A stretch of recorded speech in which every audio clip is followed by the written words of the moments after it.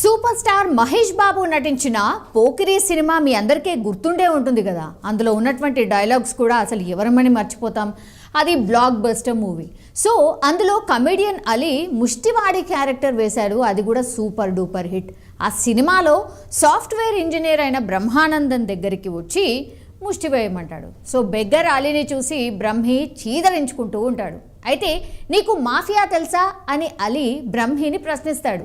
Mafia మాదిరిగానే మాది ముష్టి మాఫియా అని కూడా చెప్తూ ఉంటాడు. అంటే బిచ్చగాళ్లకు కూడా ఓ రేంజ్ ఉందని చెప్పకనే చెప్తాడు ఆ సినిమాలో. అయితే ప్రాక్టికల్గా చూసుకుంటే మన దేశంలోని చాలా పట్టణాల్లో అండ్ నగరాల్లో బిచ్చగాళ్ళు ఓ మాఫియా మాదిరిగా తయారయ్యారనే వార్తలు మనం అప్పుడప్పుడు వింటూనే ఉంటాం. ఇక ఇప్పుడు అసలు విషయం ఏంటంటే మాఫియా లాంటి ముష్టియా సంగతి ఎలా ఉన్నా ఇందోర్లోని ఓ మహిళ ముష్టి రంగంలోని ఉన్న వాళ్ళతో పాటుగా ముష్టి వేసే వాళ్ళకు కూడా షాక్ ఇస్తోంది. లక్షలు కూడగట్టి ఓ బిచ్చగత్తే పోలీసులకు చిక్కిన సంఘటన ఇప్పుడు చాలా వైరల్గా మారిపోయింది. అసలు ఏం జరిగిందంటే ఇండోర్లో ఓ మహిళ భిక్షాటన చేస్తోంది.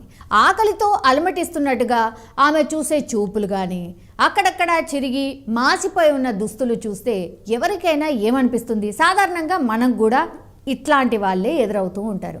గుండె తరుక్కుపోతూ ఉంటుంది. అయ్యో పాపం అనిపిస్తుంది. పదో పరకో లేకపోతే ఎంత తోస్తే అంత ఇస్తూ ఉంటాం. కొంతమంది అయితే ఫుడ్ కూడా ఇస్తూ ఉంటారు. ఇలా జనంలోని దయాగుణాన్ని ఆమె ఆదాయ మార్గంగా మార్చుకుంది. టోటల్గా 45 రోజులకు 2.5 లక్షల చొప్పున ఆమె సంపాదన. ఏంటి? ముష్టి ఎత్తుకునే ఆమె సంపాదన ఇది. ఇండోర్లోని బెగ్గర్ ఫ్రీ సిటీగా మార్చే కార్యక్రమంలో భాగంగా అయితే తనిఖీలు చేశారు పోలీసులు. ఆ మహిళ వాళ్ళకు దొరికింది. సో విచారణలో ఆమె చెప్పిన విషయాలు చూస్తే షాక్ అయిపోయారు పోలీసులు. ప్రతి 45 రోజులకు ఆమె సంపాదించిన 2.5 లక్షల నుంచి 1 లక్ష రూపాయలను తన పుట్టింట్లో ఉన్న 2 పిల్లల కోసం పంపిస్తూ ఉంటుంది. మరో 50,000ను పిల్లల పేరిట ఫిక్స్డ్ డిపాజిట్ కూడా చేస్తుందట.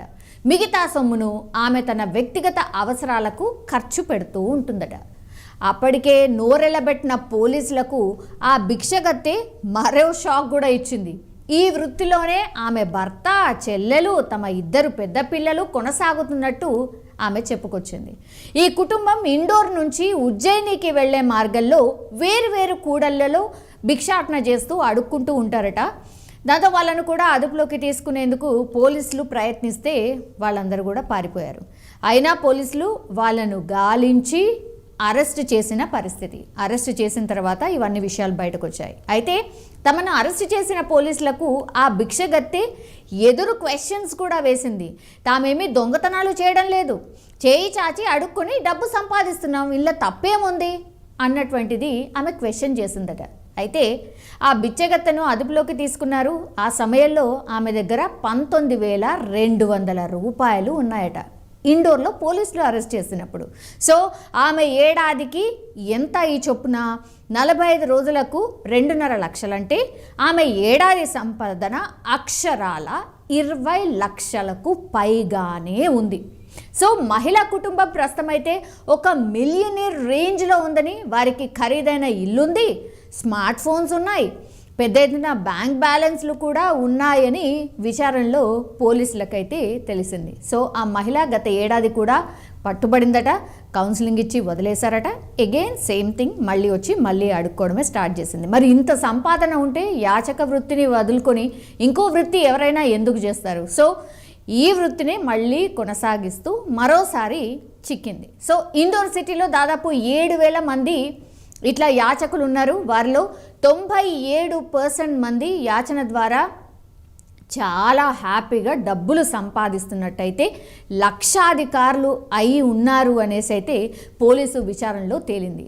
అండ్ భారత ప్రభుత్వం ఆదాయ పన్ను డేటా ప్రకారం అయితే ఏడాదికి 20 లక్షలకు పైగా సంపాదించేవారు కొద్ది మంది మాత్రమే ఉంటారు. మొత్తంగా అయితే 3.25 కోట్ల మంది పన్ను చెల్లింపుదారుల్లో కేవలం 5 లక్షల మందికి మాత్రమే ఏడాదికి 20 లక్షల కంటే ఎక్కువ సంపాదన ఉంటుంది. అందులో ఈ యాచక వృత్తిలో ఉన్నటువంటి ఈ మహిళ కూడా ఉంది. సో దేశంలో 5 లక్షల మంది కోటీశ్వరుల స్థాయిలో డబ్బులు సంపాదిస్తున్న భిక్షగాళ్ళు పన్ను లెక్కల్లోకి రావటం లేదు.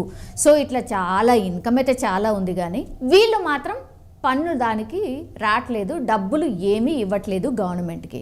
సో ఇది సిట్యువేషన్. సో ఒక్క ఇండోర్లోనే కాదు, ఇట్లా దేశంలోని చాలా నగరాల్లో బిచ్చం ఎత్తుకునే ముఠాలు చాలానే ఉన్నాయి. పెద్ద నగరాల్లో అయితే దాదాపు 6 నుంచి 7,000 మంది భిక్షాటన చేస్తూ ఉన్నారు.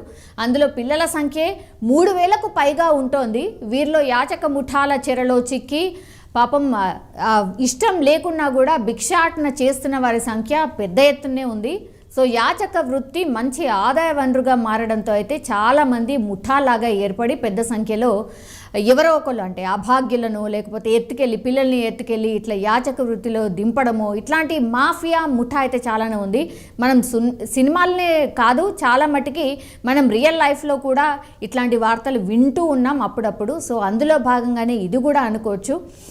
సో ఈ వ్యాపారానికైతే తక్షణమే అడ్డుకట్ట వేసి చర్యలు తీసుకోవాల్సిన బాధ్యత ప్రభుత్వాలపై ఉందనైతే సామాజికవేత్తలు అంటున్న పరిస్థితి కనిపిస్తోంది. సో ఇదైతే చాలా వైరల్గా మారిపోయింది. ఒక యాచక వృత్తిలో మహిళ పట్టుబడితే ఆమె ఏడాదికి 20 లక్షల సంపాదన ఉంది అని అంటే ఇంకా మీరే అర్థం చేసుకోండి. సో ఎప్పుడైనా మరీ అసలు భయంకరమైన పరిస్థితుల్లో ఉన్నారు, వీళ్ళు ఏ పని చేసుకోలేరు అన్నటువంటి వాళ్ళకు మాత్రం మీరు ఏమన్నా 10 పరకో ఇవ్వండి.